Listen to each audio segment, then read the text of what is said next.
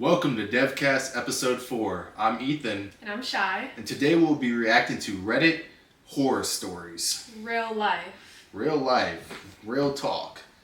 So if y'all like horror just like us, this is a good episode. Alright, you ready? Yeah, what's Y'all our first ready? topic?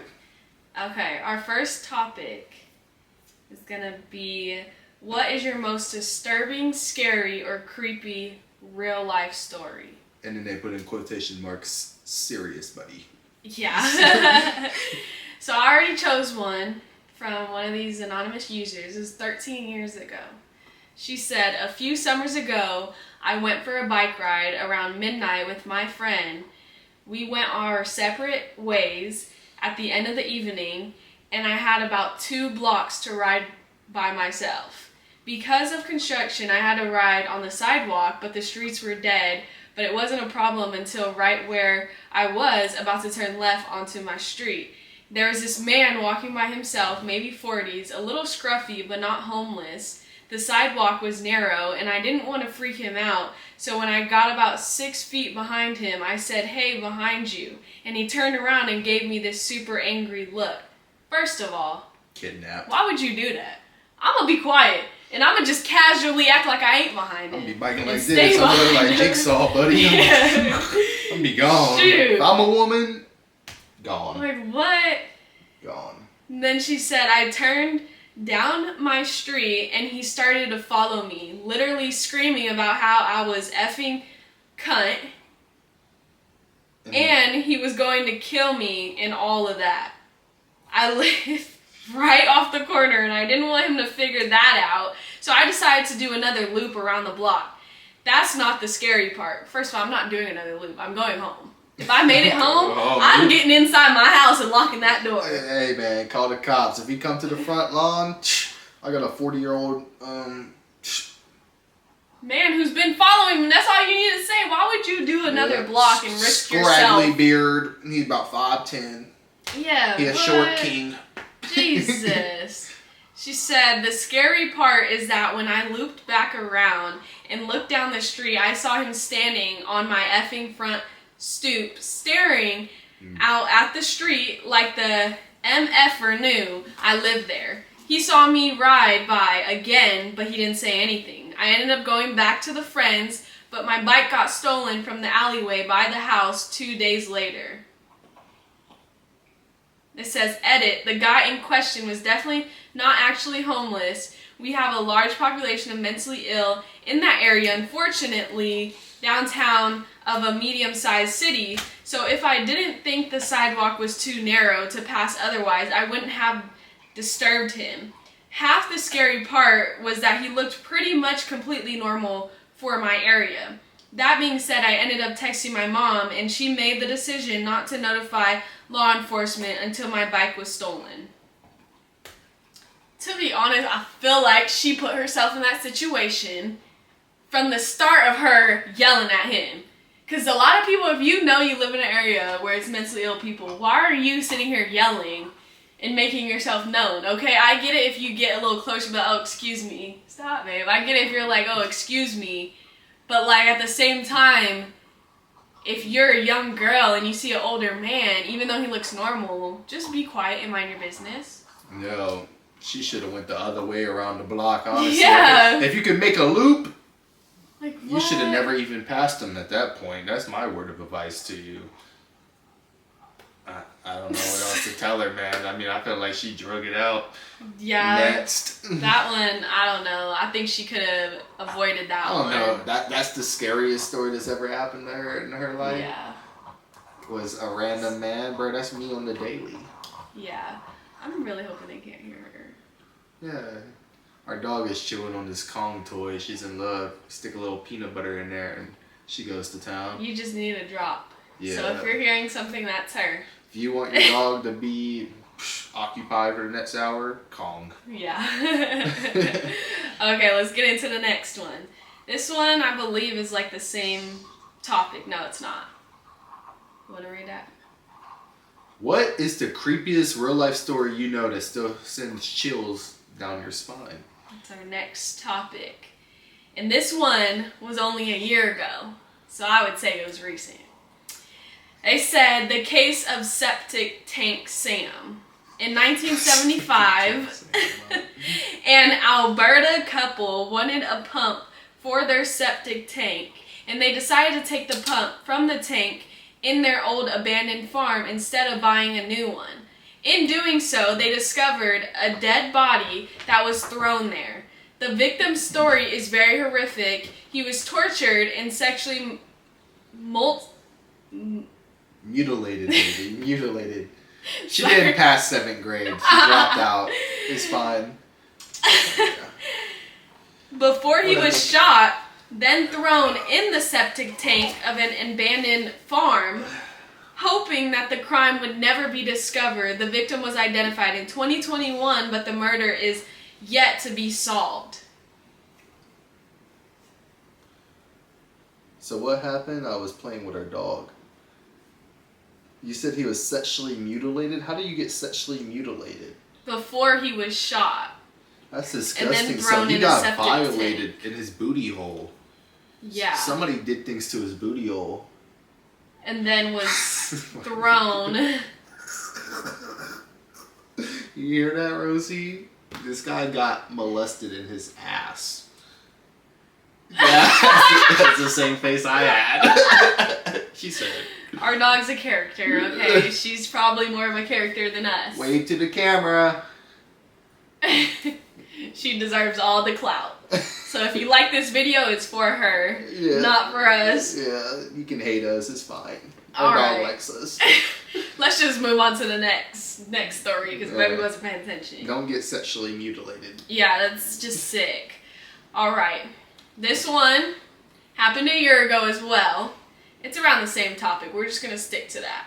But it happened a year ago. They said middle-aged woman in North Carolina was haunted by a fleeting memory of seeing her father's face in the farm privy when she was a child. Her father had abandoned the family when she was like 5, and her therapist recommended hypnotic regression as a way to work this out. A few other memories floated up, including coming into the kitchen and seeing her mother mopping up blood, who yelled at her to go back to bed. Her mom still lived on the family farm, and after a few more details turned up, the local sheriff got a warrant to dig where the old privy had stood. Yup, Dad was still in there, cut up, presumably, to fit down the hole. This was pre-internet, but developed in real time in the local paper. And right after, when the DA was deciding whether to go forward with the case, the 70-something-year-old mom drove out to the North 40 with a pistol. This is all from memory. Love to know if I'm remembering this correctly.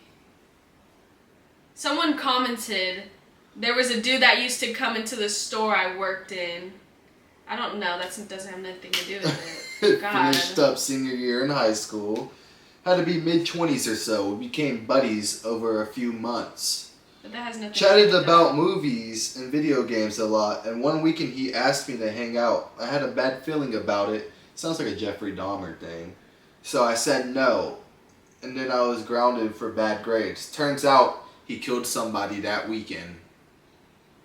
Never hang out with a stranger. I mean, I don't know why you wouldn't hang out with somebody you knew for a few months, but hey, sometimes God is just on your side and you say no to things that would have got you Jeffrey Dahmered. Yeah. Yeah. As far as the middle-aged woman and the father, and this kid kept seeing her father's face and the whole time he was over there cut up. That's crazy. That's... And they try to recommend a certain therapeutic, hypnotic thing hypnotic for her. regression. I don't even... Which is crazy. I have an idea of what it sounds like it is, but hey, man. What else we got on here? That's crazy. Okay. Moving on. Show them your teeth. All right. Smile This for the one camera. is real life horror stories. This is an experience someone had. This one seems pretty legit, pretty up there. They said, God is my witness, this story is true. All right. Okay, starting off strong. There was a period in my life when I was doing terribly, both physically and mentally. I was in a rehabilitation facility, and for the first 2 to 3 months, I had to share a room with someone else. Starting around the 3rd month, I got my own single room. During that time, I was also prescribed medication. I tolerated it fairly well, but it made me terribly tired, which is why I always took it in the evening. There was one day when I took the medication earlier than usual and went to my room to go back to sleep. The moment I stepped a foot in my room, I felt that something is really wrong, but I really couldn't tell what. I watched some Netflix on my phone before this. Tiredness of medications kicked in, and I laid down. I was sleeping on my right side with my head and face turned toward the wall, and my back facing the room. I entered that strange state where you're not fully awake, but not completely asleep either. And out of nowhere, I felt someone tap my shoulder from behind quite forcefully, and I know it wasn't my imagination because my shoulder actually moved from the impact. That's a crazy one. That's terrifying, to be honest with you. I turned around immediately, and there was no one there. No one was in the room. At first, I brushed it off as my mind playing tricks on me. It's probably from being tired of the medication, etc., and I lay back down to sleep. About 5 seconds later, I heard footsteps running toward me. I was shoved into the bed with full force, couldn't move, and someone screamed into my ear as loudly as you can possibly imagine. This sounds like a damn movie story. Yeah, like possession. Yeah. This lasted about 10 to 15 seconds, and then it stopped. When I finally worked up the courage to turn around and look at my mom, my room, I don't know where I got that from, quietly whispering prayers to myself, there was simply nothing there. To this day, I can't explain what happened that night. You went down? Look, all I'm going to say is sometimes dreams feel so real. I don't think that was a dream. It's like you'll wake up inside of your dream, but you're still asleep. Like, have you ever had those dreams where literally right before your alarm went off, you already dreamt about getting ready, you already used the bathroom, you're like getting ready for school or getting ready for work, and then you hear that iPhone alarm go off, and you're like, I swear to God, yeah, I already done this. Yeah. Dude, that is the most sickening day. There's no other way to ruin a day than that. But like, that's not this day. Yeah, bro, that's the same thing. No, this seems just like... in a broader perspective. Seems like either possession or his meds like make him believe something that's not yeah, really that medication, there. that's that good. Yeah, so I think That's the that good medication probably had a lot to do with all of that. I'm just saying, man, like, with the dream thing, it's crazy the way that your brain and your mind can play tricks on you. Yeah, but I think that one's medication. That's why I don't take medications unless I have to. The Adderall. The Adderall had people up in the room like this. Rosie, you want some Adderall? Hey, you druggie. Hey. Nice, baby. You're distracting me with the dog. I have a whole distraction.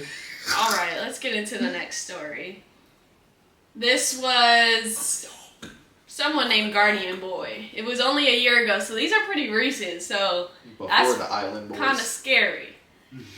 He said, I was stationed in England for about 3 years. Military. I worked in a secure facility, which during the day was always buzzing with people. Military, contractors, and government civilians. It was a fenced-in facility on the base, which was also fenced, and had a few different layers of security in the building itself you had to get through. On top of that, we also had our own entry control point with roving patrols.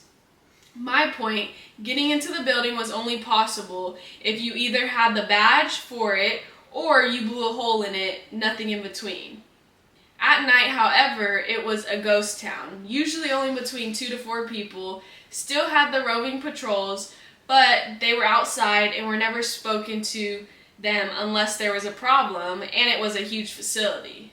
That's scary. Like, dude, when I was in the Navy, they had us, because in A school in Great Lakes, Chicago, they literally had us roving this empty barracks building, and you had to go on every single floor and mark like if the doors were locked or open or closed. Yeah, I'm running through the whole thing. That's literally reminds me of this. Like in the military, they will go and have you middle of the night for 4 hours roving around some abandoned building, dude. I would run Pitch through black. all the building. It's the scariest thing ever. And you're going up the staircase because the elevators don't work. Yeah, no, I'm running. Yeah.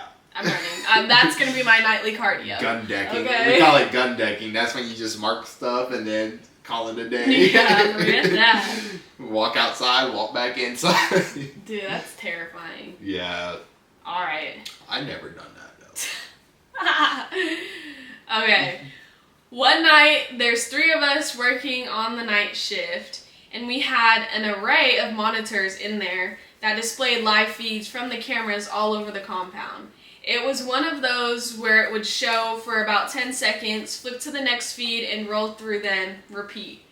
One night, we got a call from the ECP. They had motion alarms going off in one of the equipment rooms, which means one of us had to go check it out. Lucky me, my supervisor sends me. I get to the equipment room, nobody in sight. I pick up the phone, call over to my supervisor, tell him nothing is there. Then I call the ECP and ask them if they can see me on the feed. They respond with the following words: "We have 2 of you." I just sort of looked up at the camera and tried to be as nonchalant as I could and asked, "Where do you see the other guy?" And I get back at about your 5... At about 5 o'clock. Yeah, at about your 5 o'clock, no. That's what they're telling him. They're telling him, like, at about your 5 o'clock. Yeah, it's just the direction of where they see the other person. And then he said, "Describe him." They said, "Can't make out his face, but about 6 feet in BDUs." Looks like a lifter. That ghost been pumping weights in the afterlife. Yeah. And he said, "No. Souls. At this point, BDUs had not been our uniform for around 4 years." Are you listening? Yeah, I'm listening. 4 years. He said, "At this point, I turn around and point and ask, 'Right there?' ECP confirms it. There's no effing body there." I asked if they had spoken to the ops floor yet. They said no, so I hung up and called, told my supervisor to look at the equipment room feed. He just says, "Who the F is that?" First of all, they ain't concerned for his well-being. They're just worried about who it is, and he's trying to tell them there's nobody there. The military is the most illogical place. They don't care at all, man. Damn! You could do something so wrong because of a specific reason, and then they'll blame it on something else. And I think if he would have left the room without really confirming and staying there until the ghost or whatever disappeared, they probably would have gone on his ass.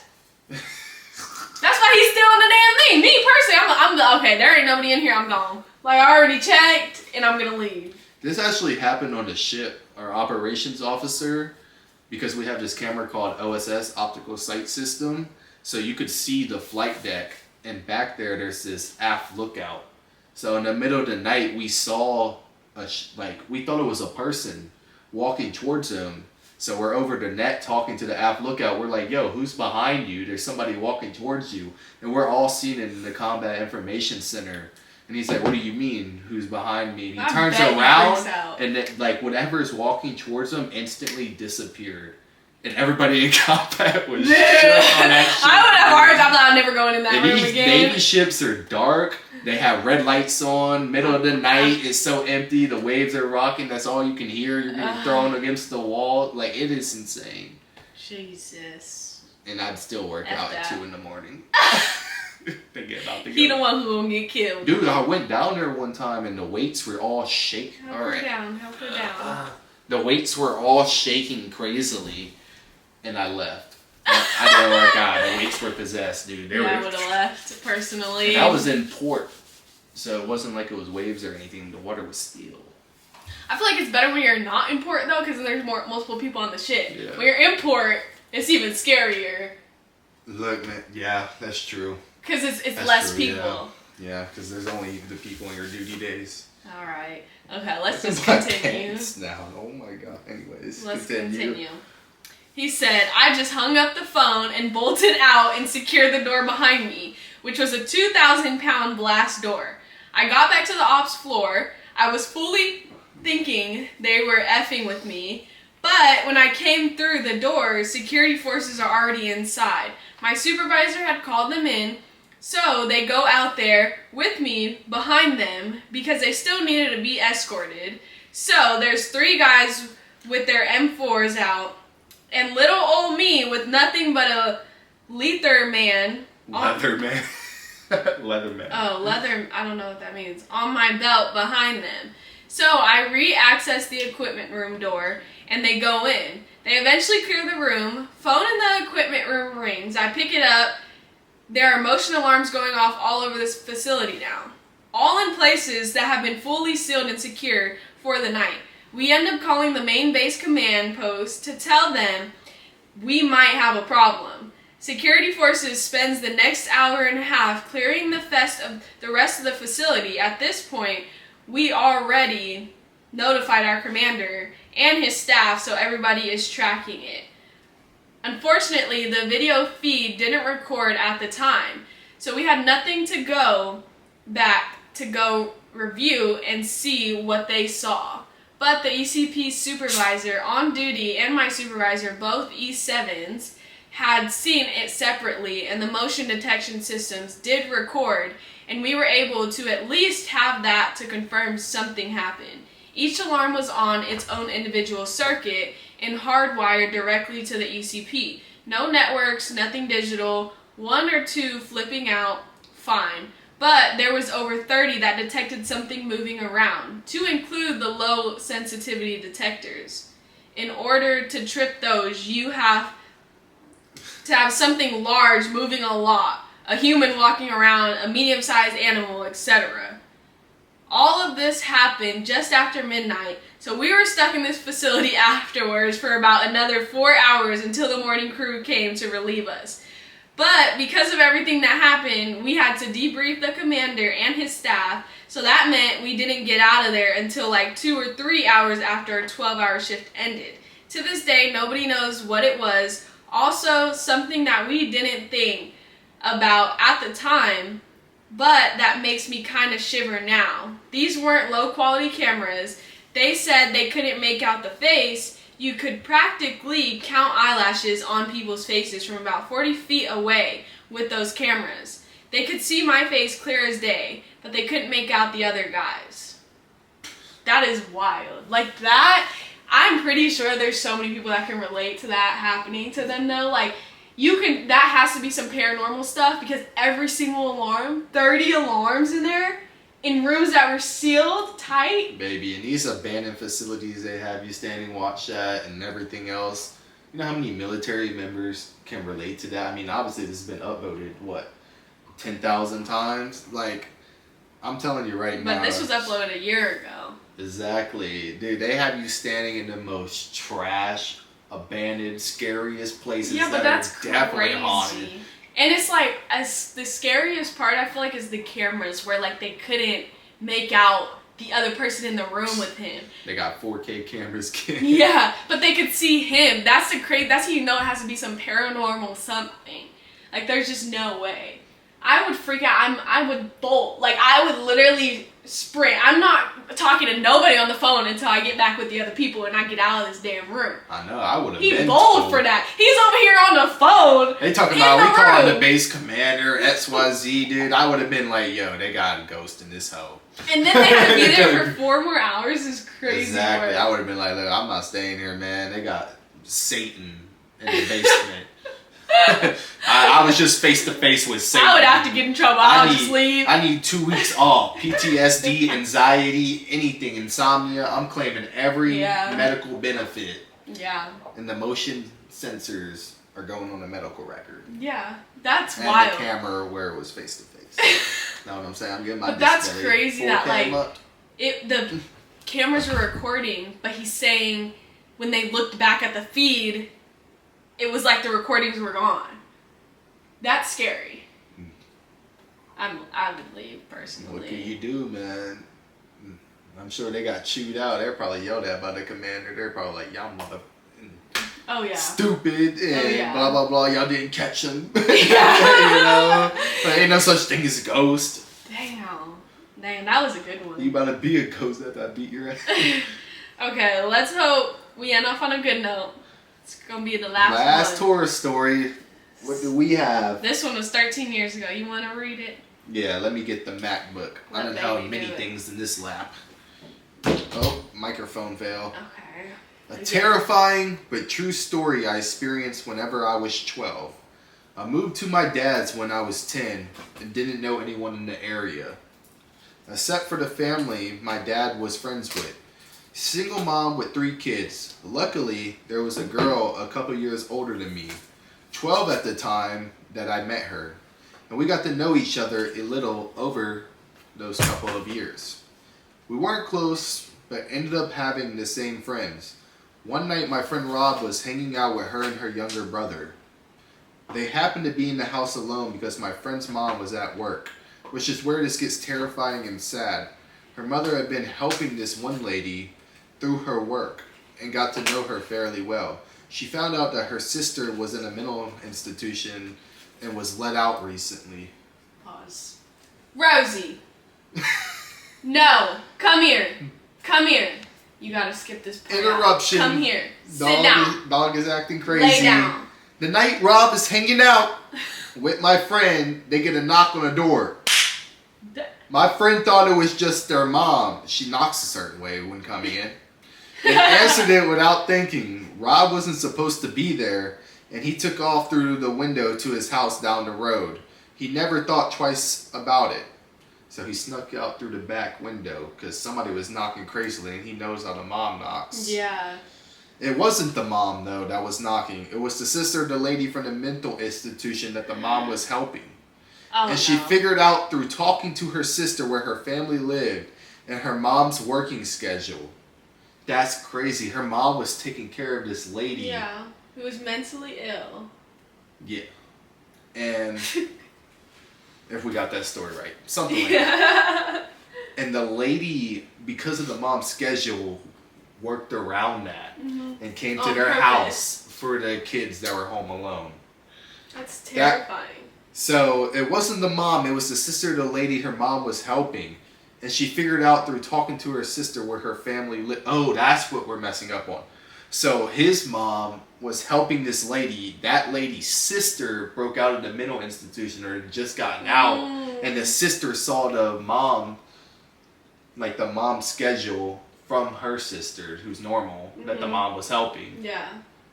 And then ended up at that worker's house. Yeah.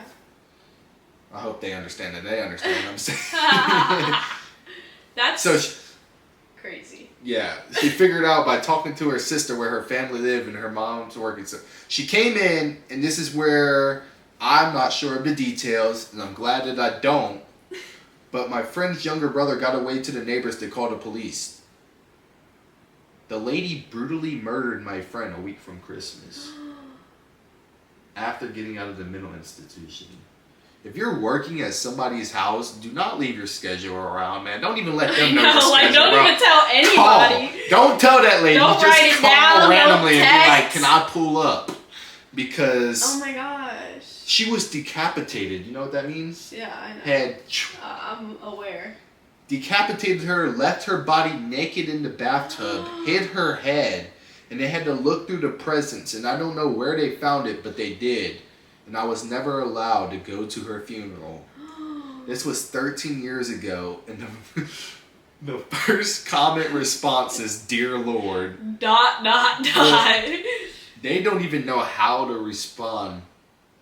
I don't even know how to respond to that. I mean, that story is so bizarre. That's horrifying. That's horrific. Why was she let out the mental institution in the first place? Because she must have broke out on purpose. It said she was let out. Specifically, you don't know, but that's a real thing where people get let out of mental hospitals in general when they're not even supposed to be let out yet, and then they do that. Yeah, remember that dude that killed that girl, the Ukrainian girl on the train? he was in jail like 20-something times on crazy charges, and they just let him out. And they keep just letting him out. This happens all the time in America and in the world, man. Somebody will be so mentally psychotic, arrested for all these charges, let go because of their mental problems, or like released from jail, and then they go and kill people or do some type of horrific crime. They're just never gonna learn. The world is never gonna learn, and the justice system sucks. Clearly, it has its flaws. I'll say that. Yeah. Man. That was a great way to end it. Out of all the stories, that one and the last one were definitely the two best ones. Yeah, best for last. And I hope y'all all enjoyed this episode. See us all in episode 6 when we bring up military horror stories. And as always, same table, different conversation. And remember, take it easy.